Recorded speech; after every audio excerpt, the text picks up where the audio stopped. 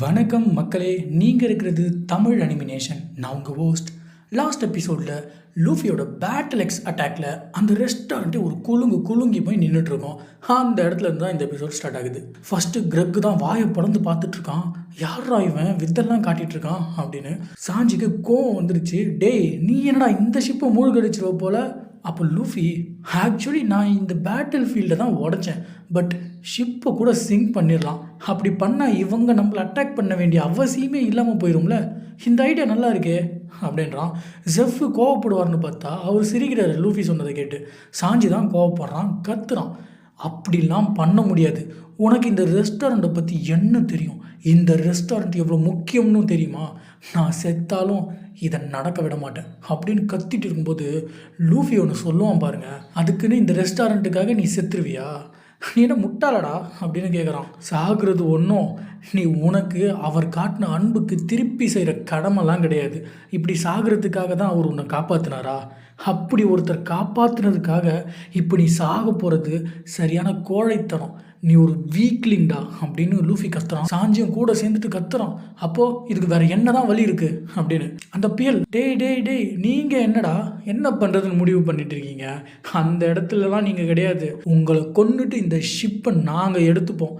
ஏன்னா நாங்கள் தான் ஈஸ்ட் சீயோட ஸ்ட்ராங்கஸ்ட் பைரட் குரூ, டான் கிரெக்கோட பைரட்ஸ்டா நாங்கள் அப்படின்னு சொல்லிட்டு அட்டாக் பண்ணுறதுக்கு ஓடி வரான். அப்போ யாருமே எதிர்பார்க்காத விதத்தில் கின்னு குறுக்க வந்து பேரில் போட்டு ஒரே அடியில் நாக் டவுன் பண்ணிடுறான். பேர் தான் ஸ்ட்ராங்குன்னு பார்த்தா இந்த கின்னு என்ன அவனை விட இவ்வளோ ஸ்ட்ராங்காக இருக்கான் அப்படின்னு எல்லாரும் வாயை பழந்து அதிர்ச்சியில் பார்த்துட்டு இருக்காங்க.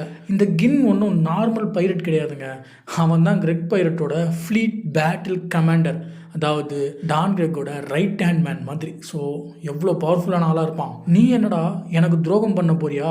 நம்பாலே அடிச்சிட்டு இருக்க அப்படின்னு கிரெக்கு கேட்குறான். அதுக்கு கின், இவங்க நம்ம உயிரை காப்பாற்றினவங்க, இவன்லாம் கொல்லக்கூடாது, நானே என் கையால் கொல்றேன் அப்படின்றான். ஆடா பாவி சண்டாலா, உனக்கு சோறு போட்டதுக்கு சரி விடுங்க. இங்கே சாஞ்சி வெர்சஸ் கின் ஃபைட்டு ஸ்டார்ட் ஆகுது. லூஃபி டான் கிரெக்கோட ஃபைட் பண்ண போகிறான். சாஞ்சியால் கின்னை சமாளிக்கவே முடியலை. கின் உண்மையாகவே பவர்ஃபுல் எனிமியாக இருக்கான். சாஞ்சி முடிஞ்ச வரைக்கும் போராடி பார்க்குறான். ஆனால் அவனோட சில எலும்புகள் நொறுங்கிடுச்சு கின் அடித்ததில். அதனால் அவன் கின்னு அடித்தாலும் இல்லை கின்னு சாஞ்சி அடித்தாலும் வலி என்னமோ சாஞ்சிக்கு தான் வருது. சாஞ்சியை அடித்து போட்டு கொல்ல போகிறான். ஆனால் கின்னால் சாஞ்சியை கொல்ல முடியலை.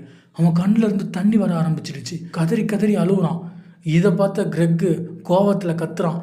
அப்போ கின், இல்லை இவன் நான் பசியோட சாகுற நிலமையில இருந்தப்போ எனக்கு சோறு போட்டான், இவனை என்னால் கொல்ல முடியாது அப்படின்னு சொல்ல, அப்போ நீயும் அவனோட சேர்ந்து சாகுடா அப்படின்னு கிரெக்கு செம்ம காண்டாகிறான். MH5 அப்படின்னு ஒரு அட்டாக் பண்ண போகிறான். அது என்னன்னா பாய்சன் கேஸ் இருக்க ஒரு குண்டு.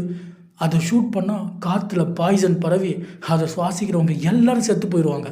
அங்கே அவனோட ஆளுங்க இருந்தாலும் கவலைப்படாமல் அவன் அந்த பாய்சனை வந்து சுட போகிறான். அவனோட ஆளுங்களாம், இருங்க பாஸ், நாங்கள் இன்னும் மாஸ்க் போடாமல் இருக்கோம் அப்படின்னு கத்துறாங்க. ஆனால் கிரெக்கு பேட்டில் ஃபீல்டில் கருணை, அன்பு, பாசம், நேர்மை அதெல்லாம் கிடையாது, ஜெயிக்கிறது தான் முக்கியம் அப்படின்னு சொல்கிறான். பாருங்கள் எவ்வளோ மோசமான கேவலமானவனாக இருக்கான் இந்த டான் கிரெக்கு. ஆக்சுவலி கின் கிட்ட ஒரு மாஸ்க் இருக்குது. அதை எடுத்து அவன் பார்த்துட்டு இருக்கும்போது அதை கிரெக்கு பார்த்துடுறான். நீ அதை யூஸ் பண்ணக்கூடாது, எனக்கு பண்ண பெட்ரேலுக்கு நீயும் அந்த குக்கும் ஒன்றா சேர்ந்து சாவுங்கடா அப்படின்னு சொல்ல, அவன் தான் அப்படி சொல்கிறானா. இந்த கின்னும், ஆமாம் அதான் சரி, நானும் சாக வேண்டியவன் தான், என்னோடய கேப்டனோட ஆர்டரை என்னால் ஃபாலோ பண்ண முடியலையே அப்படின்னு அந்த மாஸ்க் தூக்கி தண்ணியில் போட்டுடுறான். அடங்கொய்யால, உன் கடமை உணர்ச்சிக்கு ஒரு அளவில்லையாடா. எப்படியாச்சும் அவன் ஷூட் பண்ணுறது தடுக்கிறதுக்காக லூஃபி ஓடி போகிறான். ஆனால் வேறு கன்னை வச்சு லூஃபியை சுட லூஃபியால் கிரெக்கு கிட்டேயே நெருங்க முடியல. கிரெக்கும் மாஸ்க் ஒன்று எடுத்து மாட்டிக்கிட்டு அந்த MH5 ஷூட் பண்ணிட்டான். இப்போ லூஃபி டக்குன்னு அவன் கையை ஸ்ட்ரெச் பண்ணி பைரட்ஸ் கிட்ட இருந்து 2 மாஸ்கை பிடுங்கி கின்னுக்கும் சாஞ்சிக்கும் கொடுத்துட்றான். மற்ற குக்ஸ் எல்லாம் கடலில் குதித்து தப்பிக்க பார்க்குறாங்க. இப்போ லூஃபி கிட்ட மாஸ்க் இல்லை, அவனால் தண்ணியில் குதிக்கவும் முடியாது. ஏன்னா அவன் ஒரு டெவில் ஃப்ரூட் யூசர்.